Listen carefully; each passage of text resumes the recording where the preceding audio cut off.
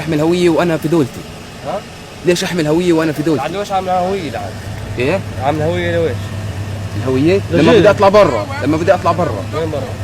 يعني برا فلسطين باخذ هويتي، باخذ جواز سفري. شرطي وعندكم شرطي فلسطيني بعطيه اياها كل المحبه والاحترام، بس انا الجيش مش لا، الجيش انت ممنوع تاخذ هويتي. بالله لانه انا على ارضي حكيتها في انا بقدر اطلع اسرائيل واقول لك اعطيني هويتك. عاد كيف انت في اسرائيل تحمل هويتك؟ استنى هون. انت بتحمل هويتك، انت بتحمل هويتك في اسرائيل؟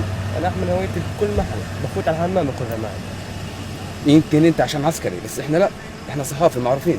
لسه احنا وين؟ احنا وين؟ انا جيش انت وين؟ انت في ارض فلسطين، في ارض فلسطينيه، طيب انت في ارض فلسطينيه، انت بتعرف هذا الحكي.